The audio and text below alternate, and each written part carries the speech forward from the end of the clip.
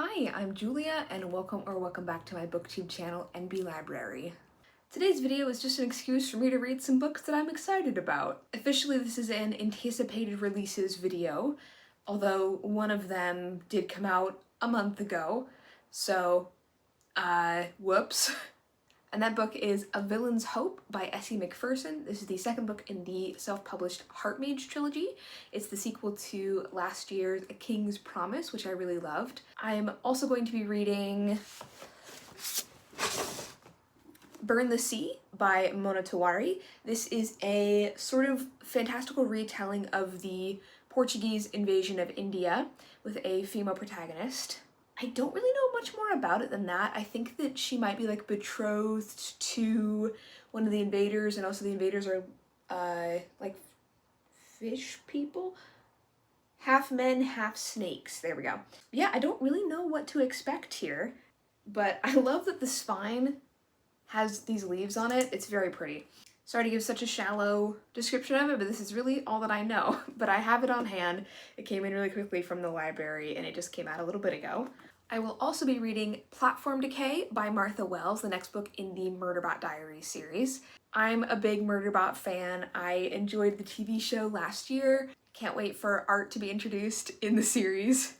And it's been a while since a new Murderbot Diaries book has come out. I think that that's probably because she was working on her Rising World series, which I also like. So Platform Decay is the 8th Murderbot book. I think it's going to be on the longer novella length end, so kind of like closer to a novel. It's like over 220 pages. I have the audiobook pre-ordered on Libro. I love the audios. They're read by Kevin R. Free, and it's honestly like my favorite way to experience these books.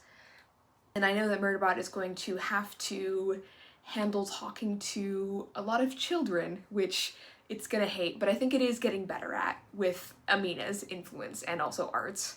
So that one comes out on March 5th. And then I'm hopefully going to be reading at least one more book for this video. It kind of depends on when my holds come in. 2 more books coming out on May 5th are Along and Speaking Silence by Nghi, which is the next in the Singing Hills cycle, and a debut, The Republic of Memory by Mahmoud El Sayed.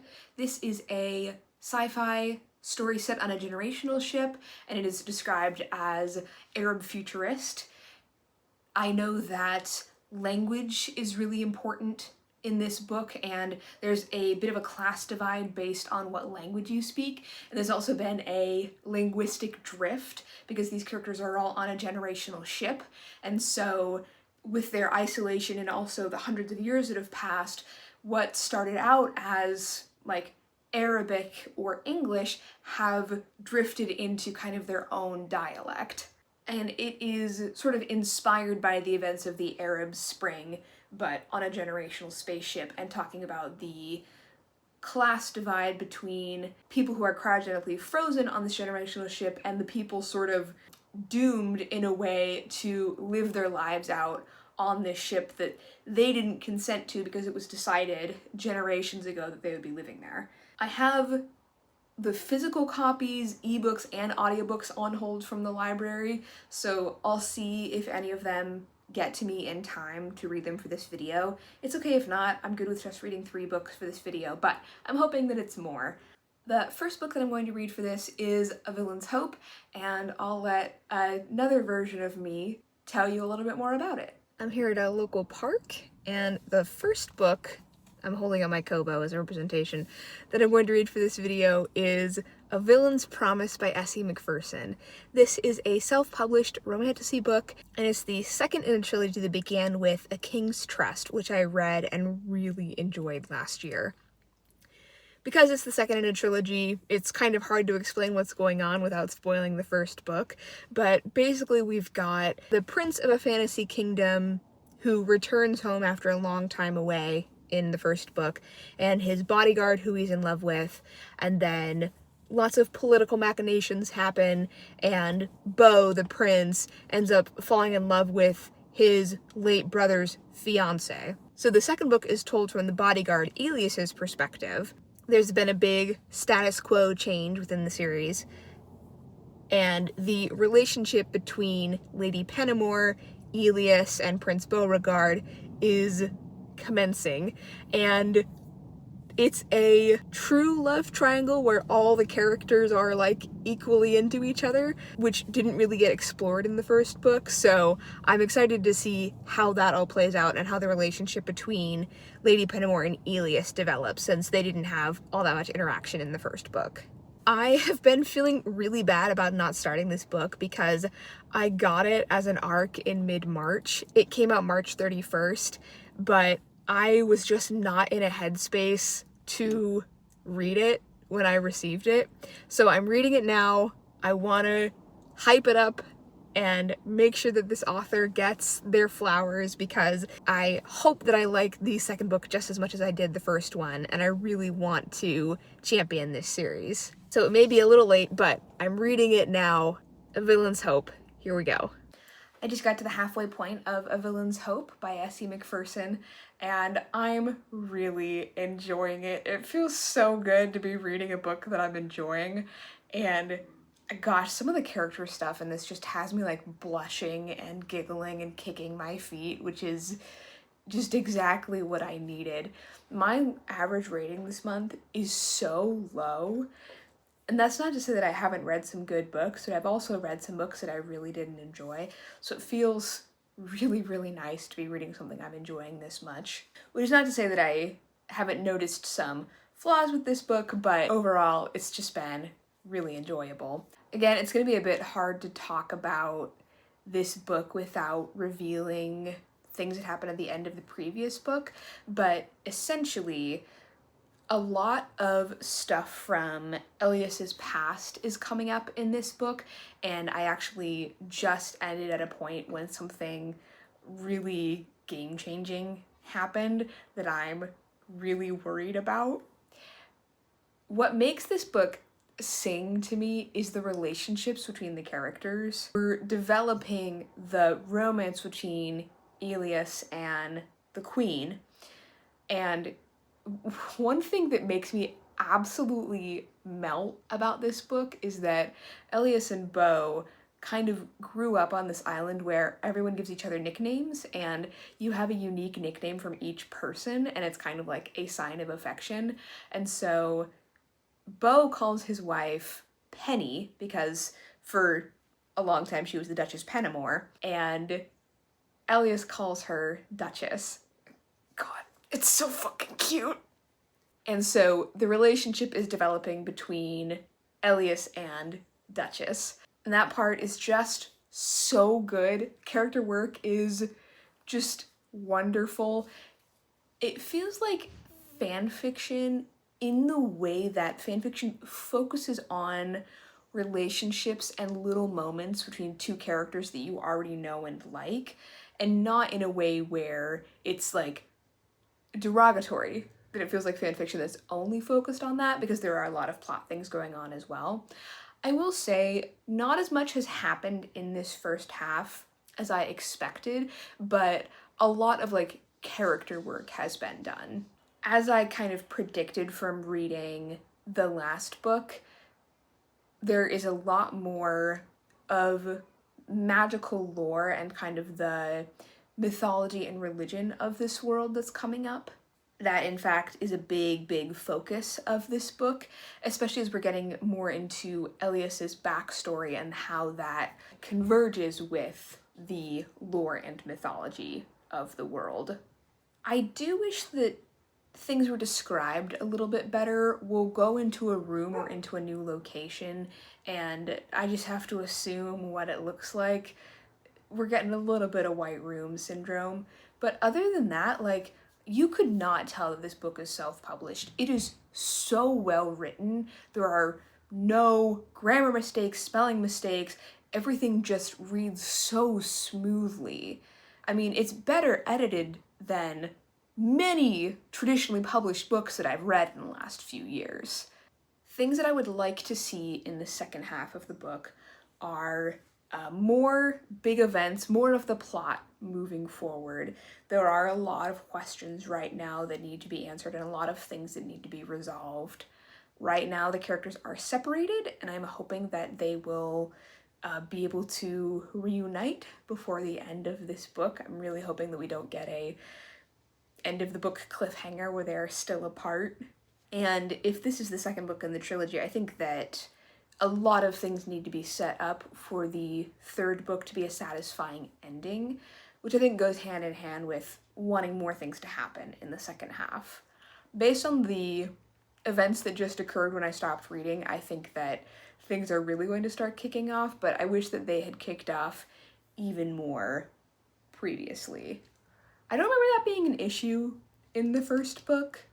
There are a lot of things that happened in the first book that I was like, oh, I didn't remember that at all. In my defense, I read it in one sitting on a plane, but I appreciate that the author has done a good job of kind of recapping or re-explaining concepts where I go, oh right, that's how that works, but it doesn't feel like an info dump in a way that I think is quite impressive. I also just realized that if the first book was from Beau's perspective, the second book was from Elias's perspective, then the third book has to be from Penny's perspective, or Victoire. No one calls her by her first name also, but the third book would be from Victoire's perspective. And I can't make this promise, but I really hope that if I were to get an arc of the third book, I would read it before the book comes out. Those are pretty much my thoughts for the first half. I'm just excited to get back to it and see what happens and read more about all of the relationships. So I'll let you know when I'm finished with this book. Sorry if you can hear my neighbor during this. He always plays video games really loudly, and now that it's warm, everyone has their windows open and I can hear just every word he's shouting while he's playing Call of Duty or whatever it is. Anyway, I finished Villain's Hope by S.A. McPherson on my lunch break today, and while initially I rated this a 4, I did go back and change my rating to a 3.75 because the second half of the book ended up being a little bit disappointing, and there were just some things that made me confused, and I know why the author did them on a meta level, but within the story didn't make any sense. There are some just really weird time skips, like the way that time passes in this book is kind of strange. Without spoiling too much, Beau, one of the main characters, is separated from his loves, Elias and Duchess, or Penny. Each of the men have a different nickname for her, but his wife, the Queen. And he is gone for like 5 months, and while he's gone, his magic is supposed to be sustaining Elias and the Queen, and so they're both affected by it, and the Queen is pregnant, and her baby is magic, and the baby needs magic to survive, and so the Queen is like weakening, and so it's bringing Elias and the Queen together, and the two of them are falling in love and developing a relationship, which Beau is all for. This is a poly romance. And as more and more time skips were happening, I was realizing, oh, we're doing this so that 9 months can pass so that the baby can be born by the end of the book. But aside from the effect that this separation was having on the characters, we did not see, like, outside the walls of the bedroom what was going on in the broader castle or kingdom, which is really weird because Beau as a king cares so much about the common people, and so much of the first book is about him learning to rule as the prince heir and seeing the effect that nobility has on the common people. And then he's just gone, and we don't know how the kingdom is being affected by that. We know that the Queen is ruling the kingdom in his stead, but we don't see any of those scenes because Elias isn't really like interested in those, and he also has like his own stuff going on. Also strange is that the people that Beau is with, apparently it's taken them 5 months to get to where they're going. No. More than that. 7.5 months, or let's say 7, let's round down and say 7.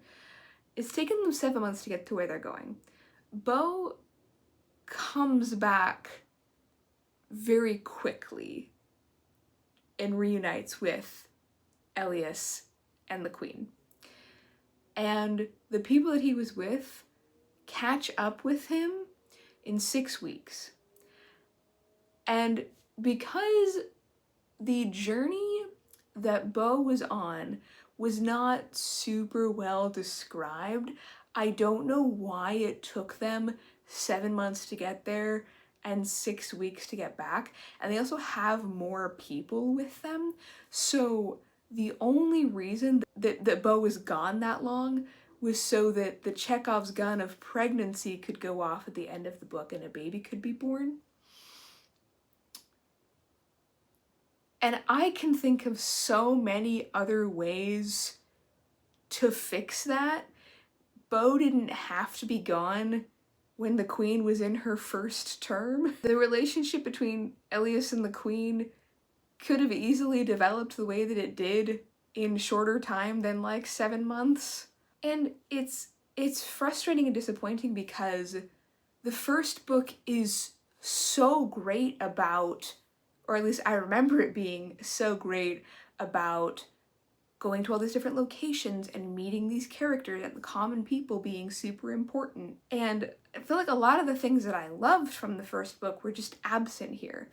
Also, something happens to Elias that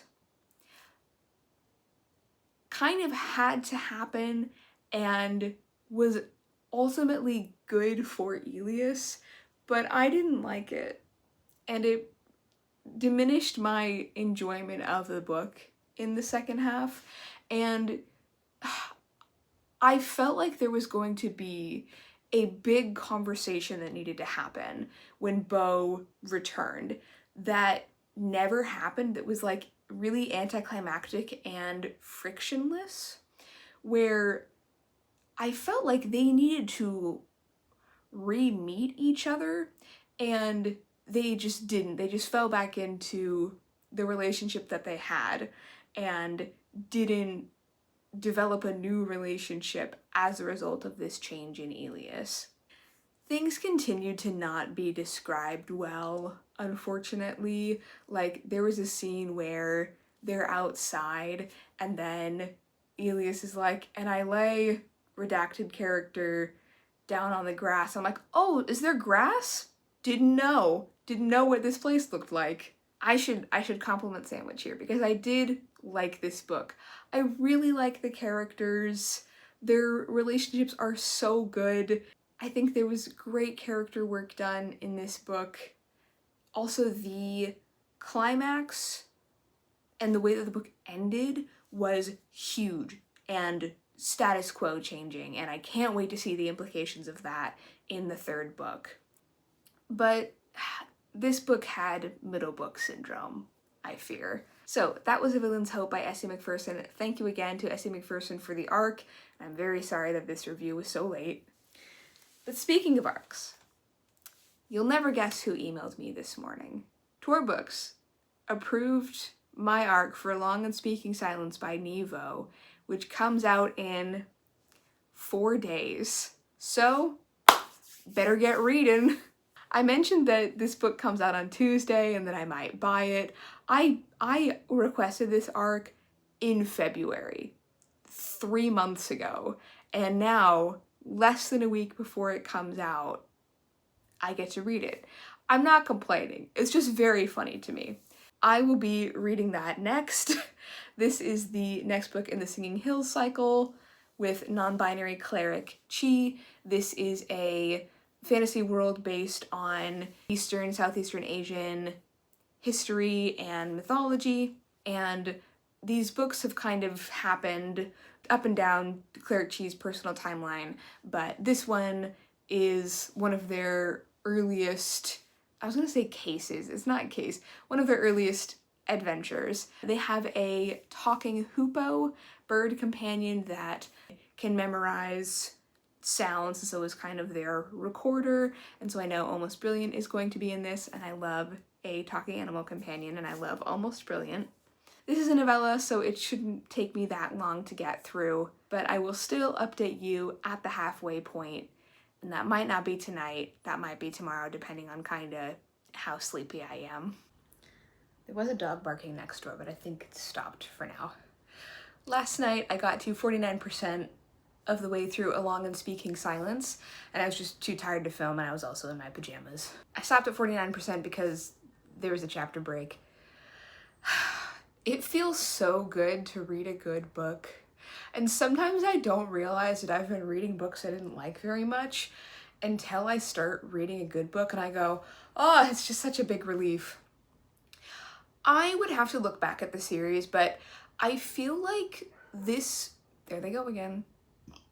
I feel like this series has alternated between a book where Cleric Chi is more at the forefront and then a book where they're more of a chronicler and they're just kind of observing people's stories around them.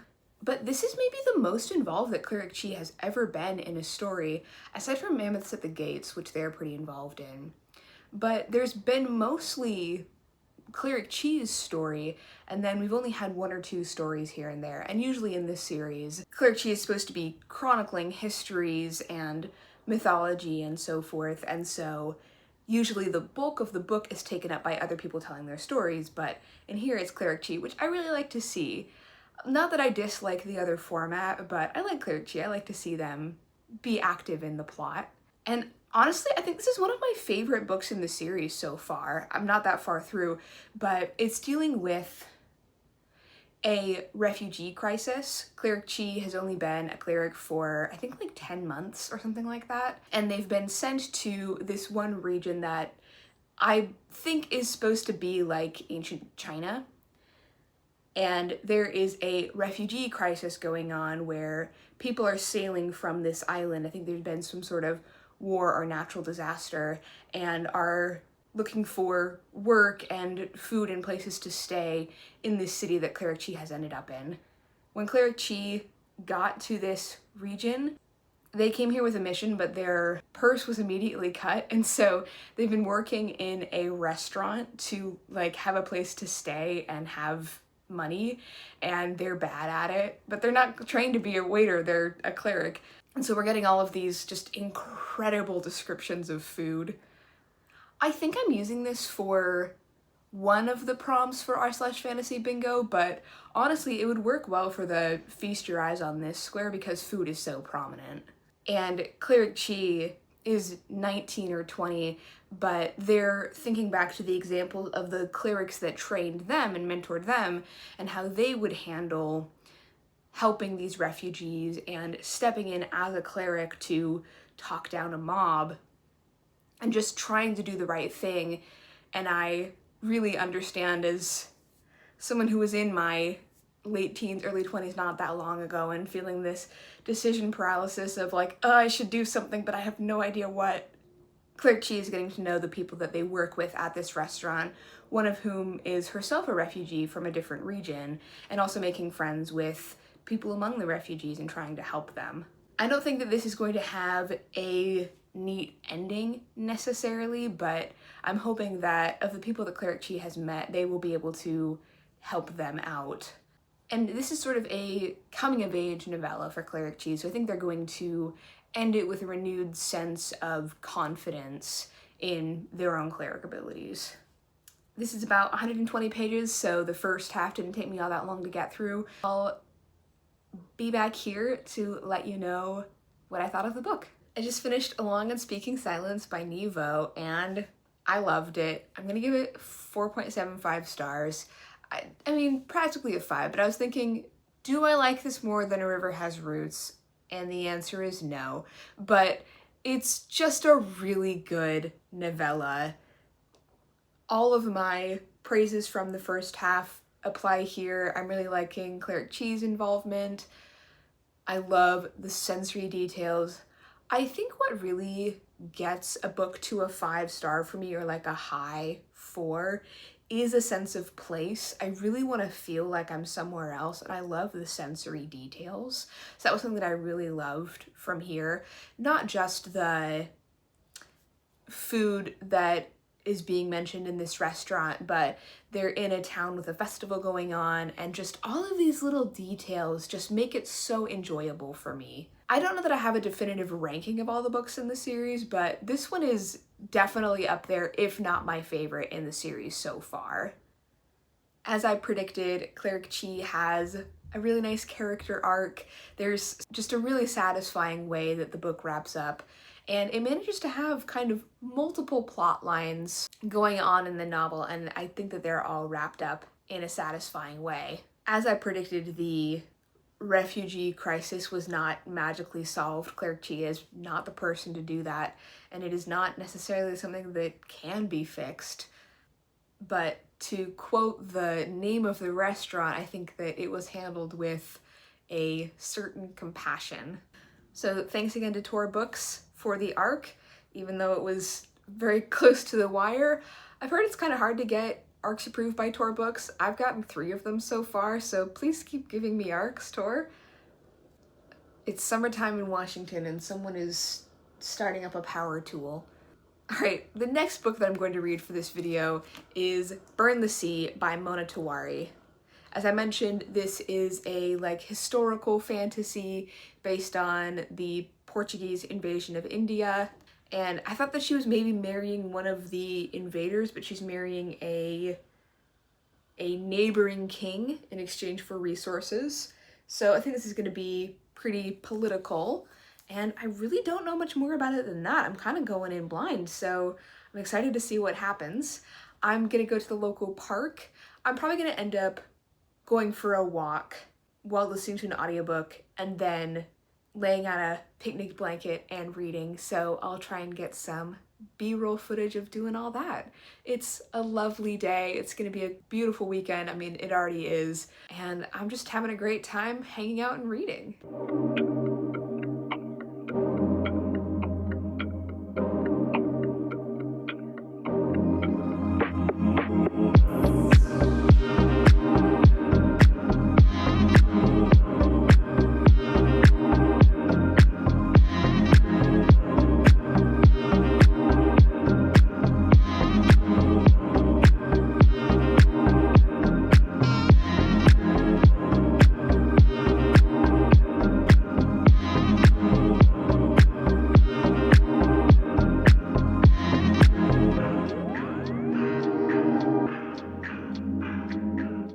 It's the next day. I'm at a different park today, and the road is close by, so sorry if you can hear any traffic noises. But I just got halfway through Burn the Sea by Mona Tewari, and I'm enjoying this. Like I said, I didn't really know what to expect.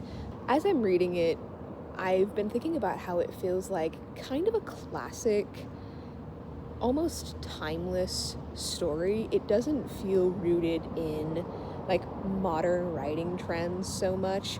I mean, you do kind of have the new love interest and then the childhood best friend love interest love triangle going on, but it feels more like an early 2000s book, honestly.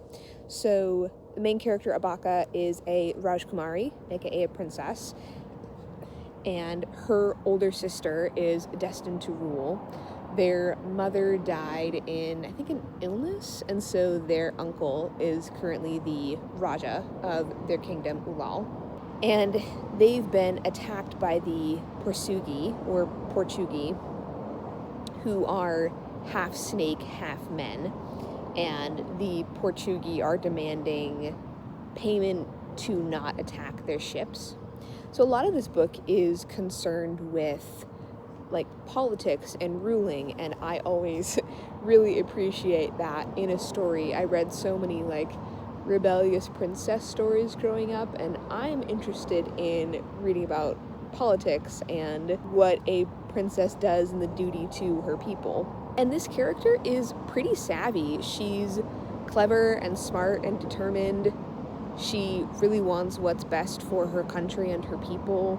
She can be a little bit impulsive, and she'd rather be fighting than doing politics, but she's jumped feet first into doing politics because she has to, for reasons that I won't spoil. She just recently married the Raja of a neighboring, much larger kingdom who's going to help defend Ulal from the Portuguese. There are a lot of really important relationships with other female characters in this book, which I appreciate. So there's her older sister Ektha, and then her best friend Perushi, who's also like her personal guard. And it's cool to see that there have been like multiple female guards in this book. It's not a world without sexism, but there are female warriors. Perushi and a few other people in Abaka's staff have accompanied her to this other kingdom, and I think there's going to be a conflict with the evil vizier. I haven't gotten a read on her husband yet. I don't quite trust him, but I wonder if he's just kind of a puppet and the vizier is pulling the strings. But Abaka is really into him, and every time that they've met, she's been like very powerfully attracted to him, which has helped in her decision to marry him. I feel like it has taken a little bit longer than I expected to get to the marriage, since that was described in the blurb, but it's not like things haven't happened. I just think that the middle has been a little bit slow. There are a few fantastical elements in, well, the Portuguese, but then also when she was young, Abaka made friends with a green winged lion, and he is also the protector of these magical birds called the Adamon or Adaman. But other than that, there haven't been all that many magical elements to it. It's mostly just historical. Something that this book does that I think is kind of interesting is that it will introduce a term for a drink or a type of jewelry, and there's a glossary in the back of the book, and I keep flipping to the glossary, but then the word is defined like later in the sentence, and I don't think the author needed to do that. I think she could have been confident in her writing and not explained and had a glossary. I don't mind learning things from context clues, and I don't mind checking the glossary. Like, this is a society that's not my own. I understand there's going to be some terms that are different that I'm not familiar with, so I don't mind those being there, and I don't think she needs to over-explain them. But for not knowing what to expect, I've been really pleasantly, not surprised by this, but just enjoying this. I can see it being a high 3 to a 4, depending on what happens, but yeah, I like the main character. I think that she's very competent and active in the story. I like the characters around her and her relationships with them. I'm hoping that the evil vizier thing is a little bit more nuanced, because that's the oldest trope in the book. So we'll see what happens, because I think he's going to be in the second half more. But now that she's married and it is in the other kingdom, I'm kind of off the map, off the blurb, as it were, and I'm not sure what's going to happen next, so I'm going to get back to it, keep reading on this beautiful May day, and then I'll let you know my thoughts when I finish with the book. It's kind of late. I just got done playing D&D, and I'm about to start getting ready for bed. But before D&D, I did finish Burn the Sea by Mona Tewari, and I liked this. I'm going to give it 4 stars. In the second half, there is more political maneuvering. She's spending time at her husband's palace in the neighboring country. There continue to be great female friendships and relationships, and this is just such a great female main character. Like, her husband's obsessed with her, but just head empty, no thoughts, and she's playing him like a fiddle. She's not perfect, she's not always right, but she does what needs to be done, even when it really sucks sometimes, and even at great personal loss. She's really devoted to being the Raja that her kingdom needs. Oh, I just realized, I was looking more closely at the cover, and I just realized that it's actually depicting a specific location in the book. That's very cool. I also didn't realize that these and then this on the spine were green feathers, which is also significant. So great book design overall. It did end a bit abruptly. I was expecting there to be more of a fight in the climax, but the whole like climax was very exciting and not just a fight, but I think that it could have stood to be a little bit longer. And I also didn't realize that this was a duology. I think I knew that at one point because it says so in the story graph, but I forgot while I was reading it, so I thought, great, a standalone fantasy that will wrap up satisfyingly. I mean, this does wrap up this storyline in a satisfying way, I think, but I will be reading the sequel. I'm excited to see what happens next. There are some lingering questions that I want to have answered. There are two ladies that I think should get together, and I want to see if the series is heading in that direction. I don't feel like I have too many more comprehensive thoughts about this. I liked it. I recommend it. I was going to mention, it's reminded me a little bit of Daughter of the Empire, which I read earlier this year by Raymond E. Feist and Janny Wirtz, where young female ruler has to manipulate her husband and play the political game. So if you like reading about royals doing things, then I definitely recommend this. I wasn't able to update you last night because I was coming home from D&D and I was in a dark car, but I started listening to the audiobook of Platform Decay by Martha Wells, the 8th Murderbot book. The last few books in the Murderbot Diaries have been following this one particular storyline. I'm thinking of it kind of as the second arc of the series. There is this planet that Murderbot was sort of kidnapped and taken to, and lots of things going on that planet, and colonists there that need to be protected, and as usual, an evil corporation trying to sell them into indenture, and Murderbot and its allies trying to protect those colonists, and also other things going on the planet with alien remnants that are causing issues. So that encompassed the plot of Network Effect, the first full-length Murderbot Diaries novel, and then the novella/novel System Collapse. So this book is following on kind of a few months, I believe, after the events of System Collapse, but it's following on from that storyline. I don't want to spoil too much, but I'm really liking it so far, and I love the Murderbot Diaries, but most of the time I can't tell what the hell is going on, to be perfectly honest. I find it really hard to visualize the events happening, especially when Murderbot is like, I backburnered the feed of this person and did a super special fast coding to take out this drone, and I just kind of let it wash over me and enjoy the character interactions. I don't know how I can like this series so much when I couldn't explain to you the first thing that happens in them. I also struggle with the descriptions because usually they're taking place in like, you know, metal space stations and on ships, and there's not a lot of like lushness or the kind of world building details and descriptions that I usually like to see, which is why I prefer fantasy over sci-fi a lot of the time. However, in this book, Murderbot is in a really interesting location. There are not too many characters so far, which is another problem that I have with Martha Wells' books, is that she introduces a huge ensemble cast and then each character only has like 2 personality traits, so I can't tell them apart. But I don't know if she listened to like my critique specifically, but this is really good. I'm like 33% of the way in, I think. And I love the audiobooks because Kevin R. Free reads them and I really like his narration.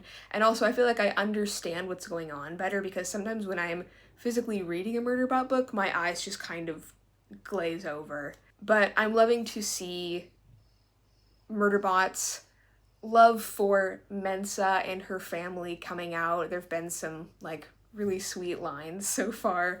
We start in media res, and so you're not quite sure what's going on or what the situation is at the beginning of the book, and I really like that too. It's just great to kind of get straight into the action. Because it's short and because I'm giving you this already partway update, I think I'll just update you when I'm finished listening to the audiobook, which should happen in the next few days here. It's a short audiobook and I'm listening to it on a sped up speed.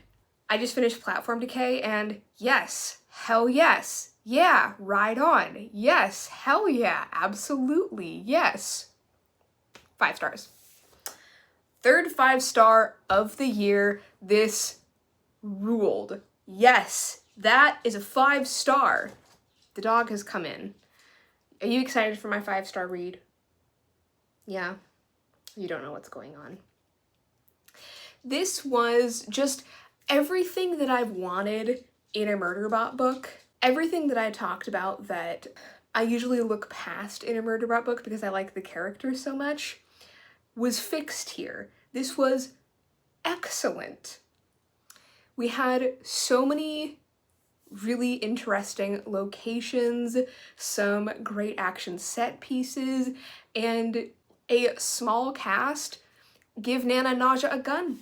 I'll say it. And you can really see like the awesome character development that Murderbot has had from book 1 to now, where it's like talking to people and admitting that it cares about people, and it has installed a like mental health module that it's constantly checking in with and very annoyed by, but it's like thinking about its emotions. I want to spoil as little as possible going in because there are so many surprises that the blurb does not list, but basically Murderbot's on a rescue mission to rescue some humans adjacent to humans that it cares about. And it's going to a Taurus, which is a donut-shaped, not even space station, just like space installation around a planet. And every zone of the Taurus is kind of like a different country and has a different simulated biome. But when it goes to rescue its friends, there is a big complication that leads to them, 1, all needing to stick together, and 2, needing to be on the Taurus for a lot longer than planned. I've been thinking a lot the last few months about what makes a 5-star for me, because I give them out so sparingly, and it's more like I know it when I see it, Your Honor, but I think that 5 stars have this quality where while I'm reading them or listening to them, I want to punch the air and jump up and down. Like, I talked about this in my review for The Adventures of Amina Al-Sarafi back in like October, but they just make me happy. Like, they have to make me feel something really, really strongly. And I was just overjoyed reading this. There was a moment where there was like a twist of like, oh no, they found out something, and me and Kevin R. Free narrating the book went, oh shit, at the same time? There were just moments where I was like laughing or going, hell yeah, usually about Nana Naja, and I just loved it. I'll have to wait a few weeks to see if like the newness shine wears off, but I think it's my favorite book in the series. I don't want to spoil it much more than that. I feel like if you're going to read this book, you've already read the other books in the series or are planning to. But just know that I think this one is a fantastic entry in the series. That's gonna bring me to the end of the video, and I'm really glad to say that I found 2 excellent books. Both of the books that were parts of series that I read for this video were my like new favorite book in the series, and there were no big disappointments. I mean, I had a lot of notes about a villain's hope. There we go. But I still enjoyed it. It was still in the high 3s for me. I really liked Burn the Sea, and I loved Platform Decay and Along and Speaking Silence. Tor is doing good stuff with their novellas, as usual. I had a lot of fun making this video. Very glad that I made it. I'm very glad that you were watching and that you got this far. So while you're here, if you wouldn't mind giving me a like and a subscribe if you are so inclined, and I'll catch you next week.